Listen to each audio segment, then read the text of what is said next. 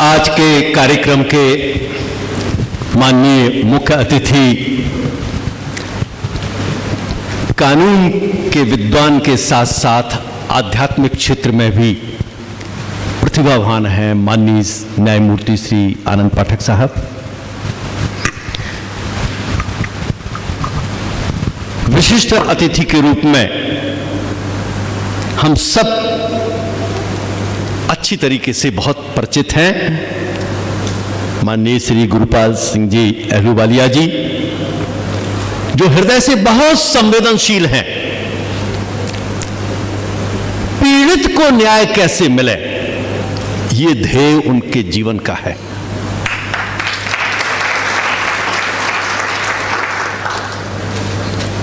विशेष आमंत्रित के रूप में हमारे चिरपरिचित प्रधान जिला न्यायाधीश श्री कृष्णमूर्ति मिश्रा जी और हमारे बहुत निकट के मित्र, जिनसे शायद मेरा वास्ता किसी पूर्व जन्म से है, मिस्टर सुशोभन बनर्जी, अतिरिक्त पुलिस महानिदेशक, जो 1998 में यहां एसपी रहे। और इनके बारे में मैं एक खास बात बताना चाहता हूं कि जब इनकी यहां पदस्थापना हुई तो मेरा आपसे कोई परिचय नहीं था। मेरे घर पर, मैं कोर्ट में था, मेरे घर पर एक फोन आया सर्किट हाउस से कि क्या राजन तिवारी साहब घर पर हैं। मेरी श्रीमती जी ने कहा नहीं, वो कोर्ट में है। उन्होंने मुझे बताया, मैंने कहा कोई एसपी आए हैं, आपने बताया कि एसपी का फोन है। तो मैंने कहा चलो मैं बात कर लेता हूं, क्यों फोन आया था। मैंने बात की तो बोले आपसे मिलना चाहता हूं। मैंने कहा कब मिलूं। बोले कल क्राइम मीटिंग है, उसके बाद मिलते हैं। और जब मैं एसपी ऑफिस में पहुंचा तो आप उठ के खड़े होकर के मेरे गले से चिपक गए एकदम और हक किया मुझे। मैं चौकन्ना हो गया। तब से आज तक हम दो शरीर एक आत्मा हैं, निरंतर हमारे संपर्क में हैं। और मैं इसलिए इनकी तरफ आकर्षित हूं कि इन्होंने अपनी एक बहुत साफ सुथरी स्वच्छ छवि बनाई है। बहुत ही आप सहज और सरल हैं।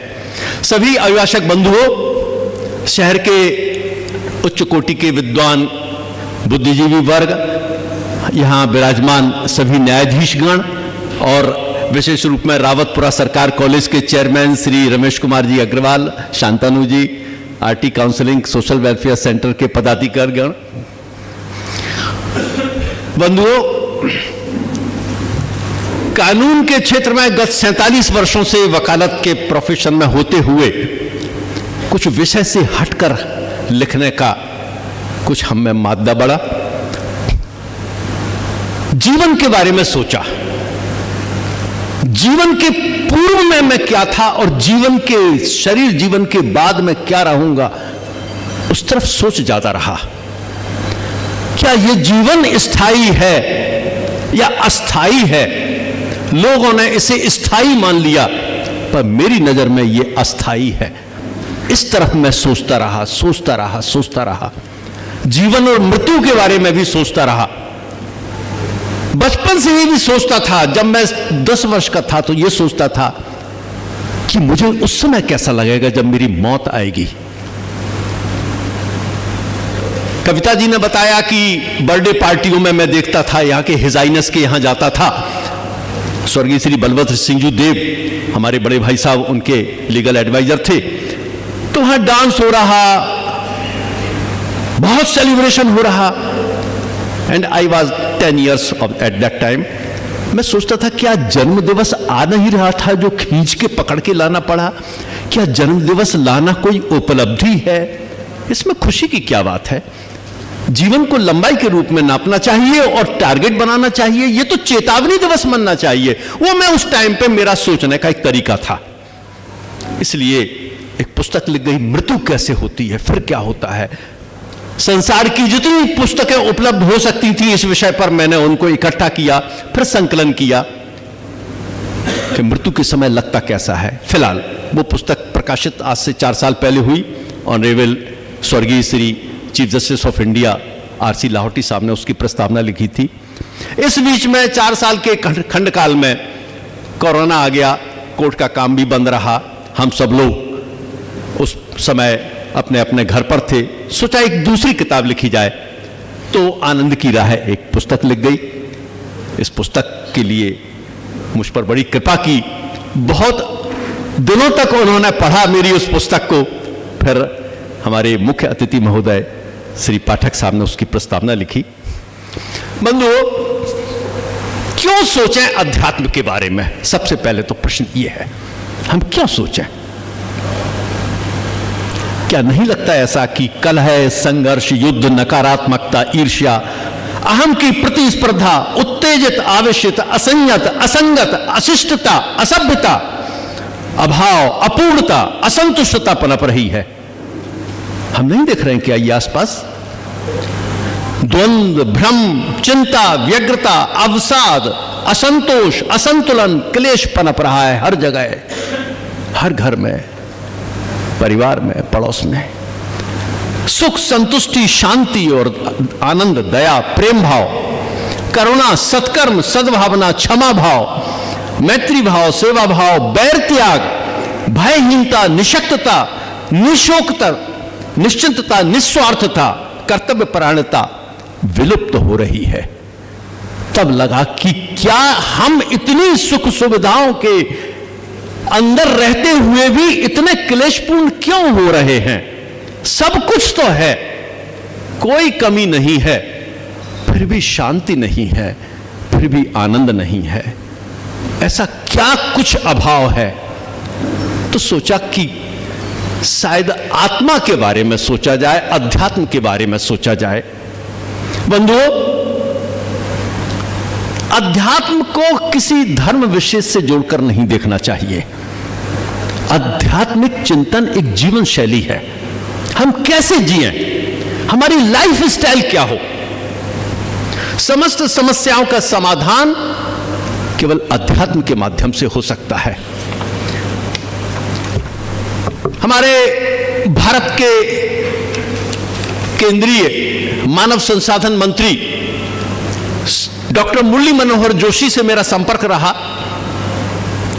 वो भी आध्यात्मिक चिंतक रहे हैं और अभी भी स्वस्थ हैं, अच्छी तरह हैं, लेकिन राजनीति से थोड़ा सा अलग हैं। फिजिक्स के बहुत बड़े प्रोफेसर रहे हैं इलाहाबाद में। मैंने उन्हें एक पत्र लिखा कि व्यक्ति के नैतिक मूल्यों में हिरास आखिरकार क्यों हो रहा है, इस कारण क्या है?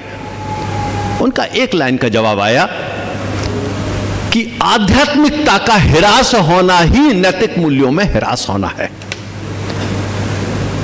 हम पाप और पुण्य के बारे में सोचते ही नहीं हैं, और यदि हम अध्यात्म की बात सार्वजनिक मंच पर करें तो राजनीतिक और प्रशासनिक स्तर पर इसे सांप्रदायिकता मान लिया जाता है, परंतु इसका किसी धर्म विशेष और मजहब विशेष से कोई मतलब नहीं है। हर व्यक्ति आध्यात्मिक है, हो सकता है, पर दिशा पकड़नी होगी। यहां स्पष्ट करना चाहूंगा कि निरंतर प्रतिदिन पूजा पाठ करने वाला व्यक्ति आवश्यक नहीं कि आध्यात्मिक हो, और ईश्वर के प्रति नास्तिक होने वाला व्यक्ति भी आध्यात्मिक हो सकता है, क्योंकि अध्यात्म एक अलग विषय है।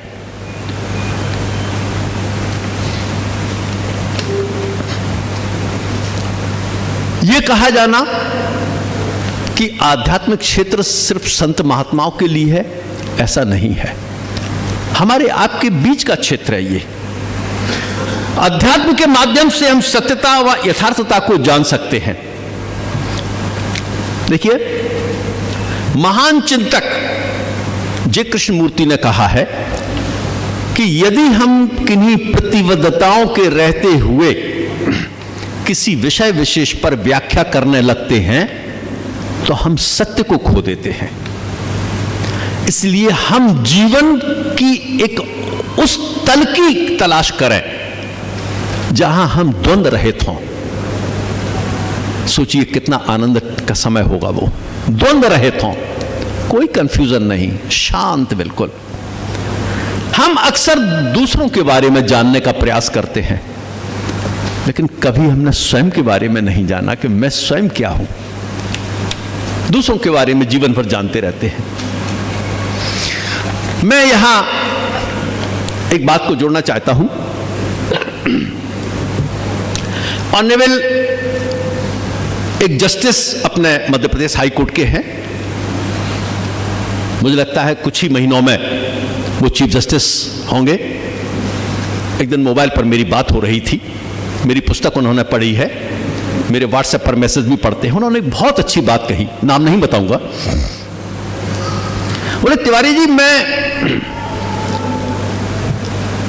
जब डायस पर काम करता हूं या किसी विषय पर सोचता हूं तो कभी कभी लगता है कि लोग या अभिभाषक लोग किस तरीके का आर्गुमेंट करते हैं, तैयार होकर नहीं आते हैं, फाइल का अध्ययन नहीं करते हैं, तो मुझे क्रोध आता था। मैं अपने आप में असहज हो जाता था।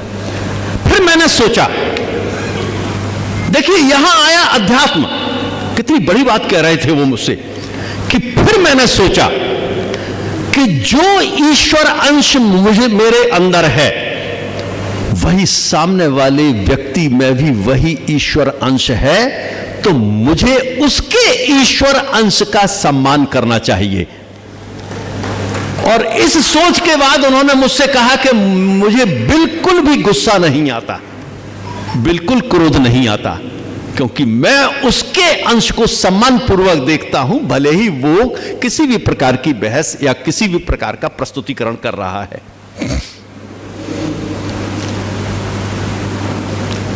आनंद एक अंतर्निहित स्वभाव है।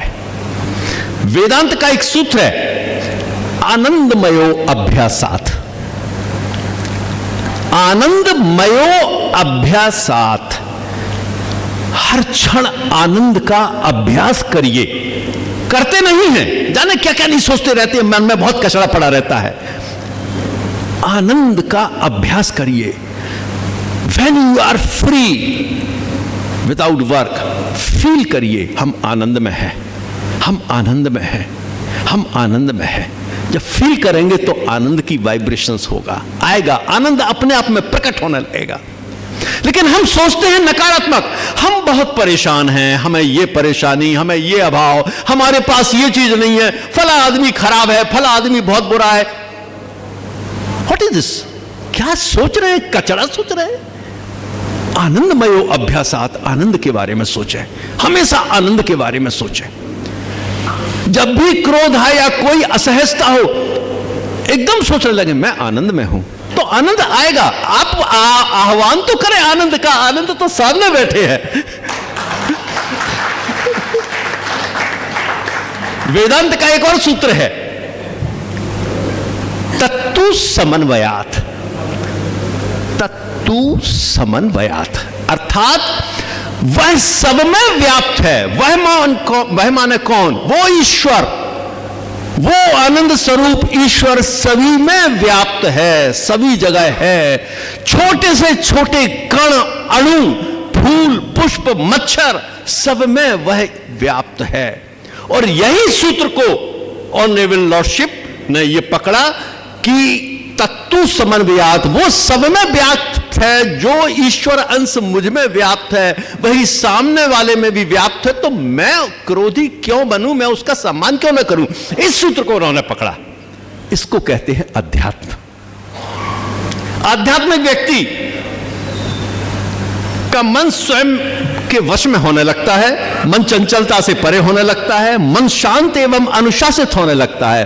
विपरीत परिस्थिति में दुखी और अनुकूल परिस्थिति में खुश होने से परे हो जाता है।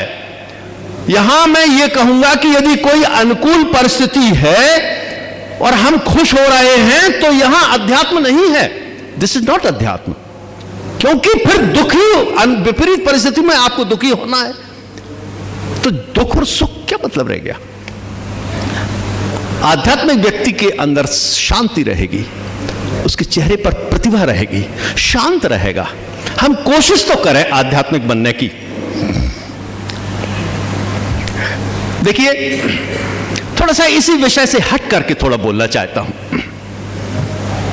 जिस देश में, जिस राज्य में जितने अधिक कानून होंगे, समझ लो उस राज्य में उतनी ही नैतिक मूल्यों का ह्रास हुआ है और उतना ही वहां आपराधिक प्रवृत्ति की व्यक्ति है।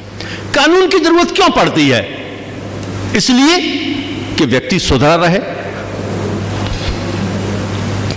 तो हमें सुधारने के लिए कानून बनाना पड़ रहा है। कितने कानून बनाएंगे? क्या हम नैसर्गिकता को छोड़ते चले जाएंगे? देखिए, एक इंस्टेंस सुनाता हूं। रास्ते में एक 70-80 वर्षीय व्यक्ति लकड़ी टेकता हुआ चल रहा है, पत्थर की ठोकर से गिर जाता है, गिर के उठ नहीं पाता है। तो संजय सरवरिया जी तुरंत भागेंगे और उसको सहारा देंगे। किसी ने कानून बनाया क्या इसके लिए?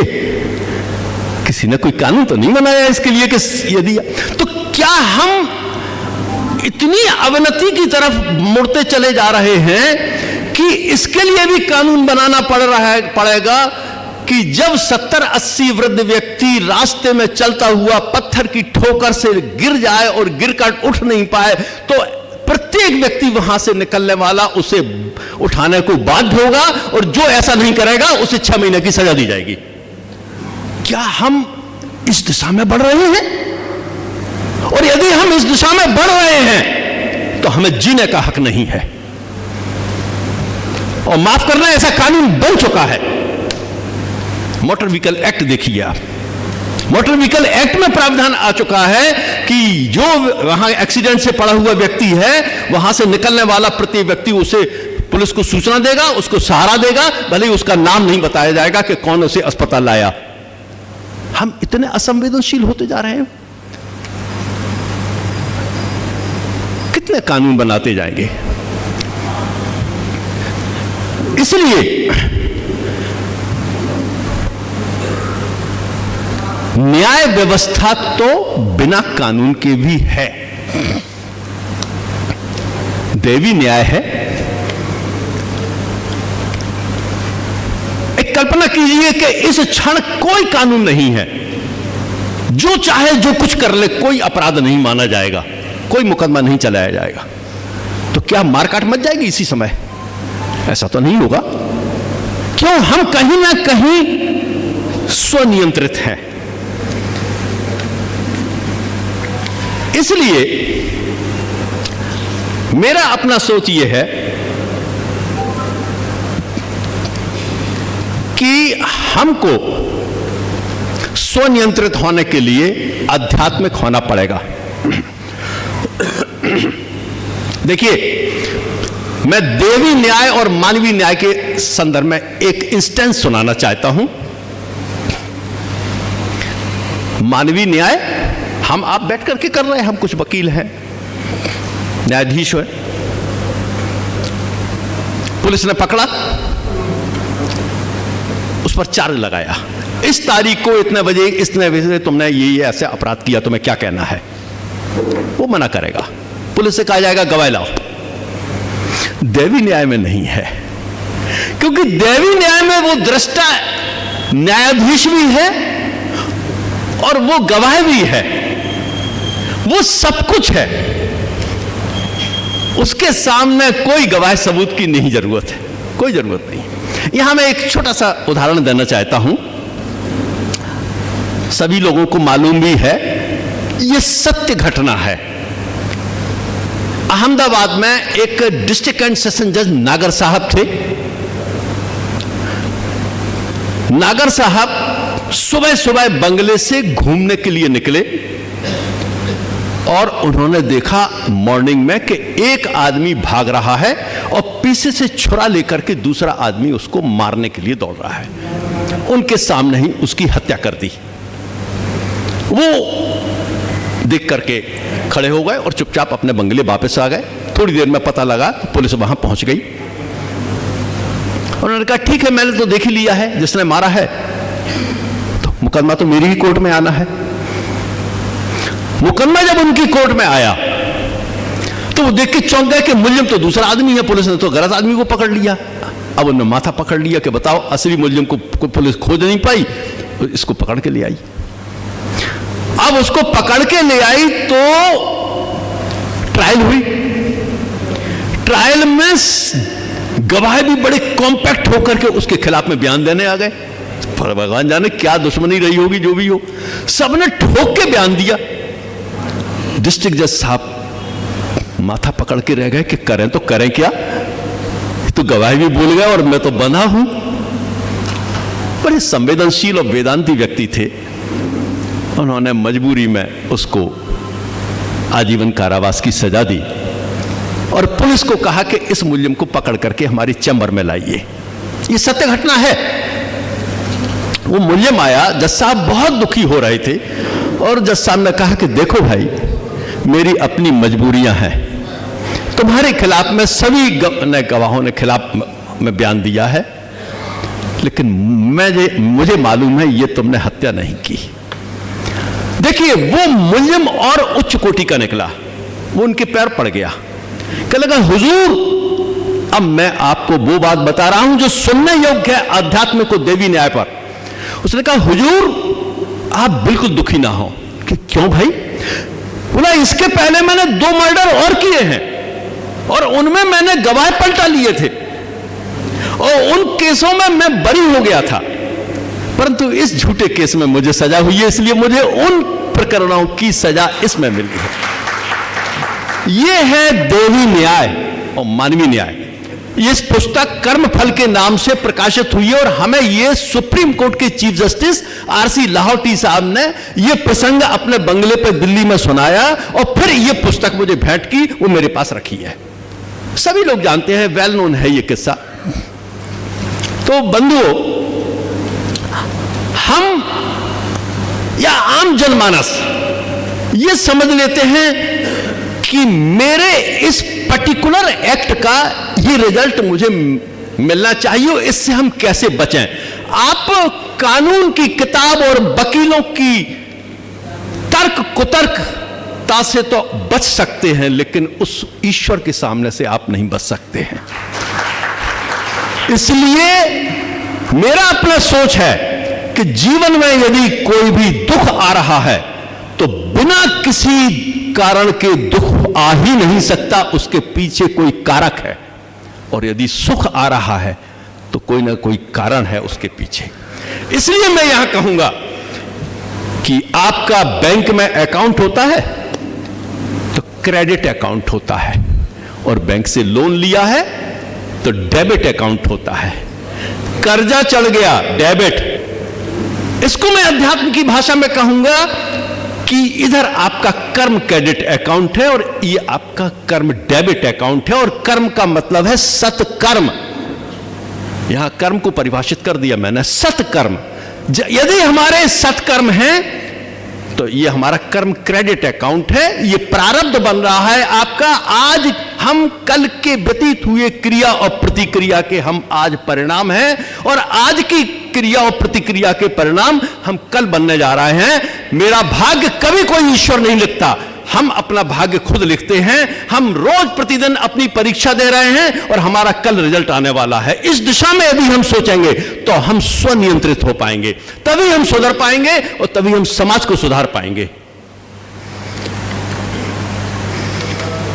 इसलिए हम शरीर जीवन से अलग हट करके कुछ सोचें, प्रतिदिन सोचें, क्या है मेरा स्वरूप। मैं पंकज मिश्रा जी से कहता हूं, आपका स्वरूप क्या है, आप कैसे लग रहे हैं। पंकज मिश्रा जी सीधे जाएंगे और आईने के सामने खड़े होकर के देखेंगे, मैं बहुत सुंदर लग रहा हूं, मैं तो बहुत अच्छा लग रहा हूं। आपका कौन सा स्वरूप हम शाश्वत मानेंगे कि ये आपका सुनिश्चित स्वरूप है, ये वाला। चलिए हम आपको एक्सरे मशीन के सामने खड़ा कर देते हैं। हमने कहा ये है आप। नहीं नहीं नहीं, ये नहीं हूं मैं। क्यों? आप ये क्यों नहीं है? यहां तो भूत जैसा ढांचा दिख रहा है, ये क्यों नहीं है आप? जब आप ये नहीं है तो आप ये भी नहीं है, और जब आप ये भी नहीं है तो आप एक्सरे मशीन वाले भी नहीं है, और जब आप ये भी नहीं है तो एक टाइम आएगा कि अपनी हड्डियों को एक थैले में भर के गंगा जल में प्रवाहित कर दिया जाएगा, तब आप कहां हैं। और यदि हम इस दिशा में सोच पाएंगे तो हम जीवन के पार सोच पाएंगे और जीवन के पहले सोच पाएंगे।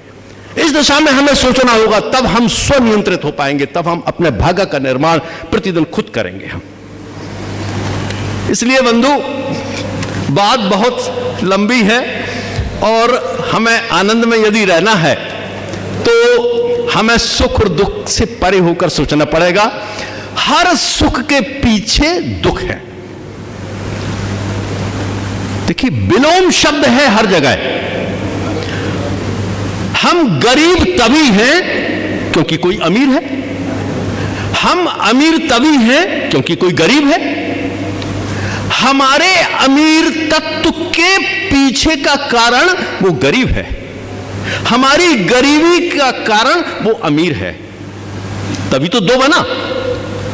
यदि रात नहीं होती तो दिन उत्पन्न ही नहीं होता। रात है इसीलिए दिन है, दिन है इसीलिए रात है, सुख है इसीलिए दुख है। यदि दुख होता ही नहीं तो कोई सुख का नाम ही नहीं जानता कि सुख होता क्या है। सुख ही सुख होगा फिर तो इसलिए हर चीज के पीछे एक विलोम शब्द है, एक विपरीत परिस्थिति है। उस सुख और दुख से यदि हमें परे होना है, वो आनंद है। आनंद के विषय को हम शब्दों में व्याख्या नहीं कर सकते। That is a matter of experience, that is a matter of feeling. इसको फील किया जा सकता है। आप कहो आनंद आ रहा है, तो आनंद को हम फील कर सकते हैं। हम कह नहीं सकते कैसा आनंद आ रहा है। तो जब हम विपरीत परिस्थितियों में भी आनंदित रहें, जैसे मैं स्कूटर पे जा रहा हूं, मई जून की गर्मी पड़ रही है, मेरा अपना खुद का सोचना रहता है, सोच इस तरह खूब गर्मी पड़ रही है, तेज धूप है। उस समय मन के अंदर से एक आवाज है, वाह भगवान वाह, क्या मजा आ रहा है इस धूप में। यदि आपको बड़ा धन्यवाद और सौभाग्य मुझे मिला कि इस धूप और तेजी का मुझे अनुभव तो मिल रहा है, कितना अच्छा लग रहा है, बहुत आनंद आ रहा है। सोच लिया। सोच तो ये भी सकते थे, अरे भगवान कितनी आपने धूप, तेज धूप पड़ रही है, गर्मी के मारे मरे जा रहे हैं, बहुत परेशानी हो रही है। सोचते जाइए। ईश्वर ने सोचने के लिए तो आपको बहुत कुछ असीमित बना दिया है। तो इसलिए हमें सुख और दुख से परे होकर हम रह पाए, वो है आनंद की स्थिति। और आनंद आता है, देखिए ये मेडिटेशन का विषय है। जब आप ध्यान में होंगे तब आप अपने अस्तित्व से परे चले जाएंगे। वो शून्य की स्थिति होती है। जहां शून्य में पहुंच जाएंगे बस वहां आनंद है। फिर टाइमलेसनेस, ईगोलेसनेस, टाइम का पता नहीं चलेगा, ईगो का पता नहीं चलेगा। फिर मैं खत्म हो गया ना, मैं तो शून्य में हो गया। ना मैं राजन तिवारी हूं, ना मैं शरीर हूं, ना फिर कुछ हूं। वो स्थिति ध्यान की जब बनती है तब फिर आनंद आता है।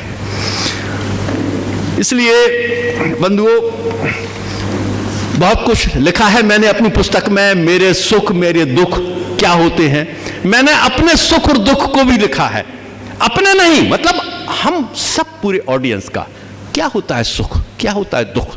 हम कभी कभी स्वयं सुख बन जाते हैं, हम कभी कभी स्वयं दुख बन जाते हैं। ऐसा नहीं है। हमें आप मेरी पुस्तक को पढ़ना, मैंने सुख को अपने से अलग देखा। कैसे देखा अलग? मैं दृष्टा हूं, मैं विटनेस हूं और मैं अपने सुख को देख रहा हूं, मैं अपने दुख को देख रहा हूं। मैंने अपने सुख को आते देखा, जाते देखा, दुख को आते देखा, जाते देखा। आप एक प्लेटफॉर्म रहिए और आपके प्लेटफॉर्म पर सुख रूपी रेलगाड़ी आ रही है, दुख रूपी रेलगाड़ी आ रही है। उनको आते देखिए, उनको जाते देखिए, उनका वेलकम करिए, उनको बाय बाय करिए। तब आप सुख और दुख को एक दृष्टा भाव से देख पाएंगे। फिर आप ना तो सुखी रहेंगे ना दुखी रहेंगे, फिर तो आप दृष्टा हो गए। इन परिस्थितियों में मैंने मन की प्रवृत्ति लिखी है। मन क्या होता है, अहम क्या होता है, अहम का स्वरूप क्या होता है, इन सब बातों के बारे में मैंने परोसा है। मुझे आशा है कि आप मेरी इस पुस्तक को पढ़ करके बहुत लाभान्वित होंगे और यहाँ मैं अपनी वाणी को विराम देता हूं और बहुत बहुत आपने अच्छी तरीके से सुना। बहुत बहुत धन्यवाद।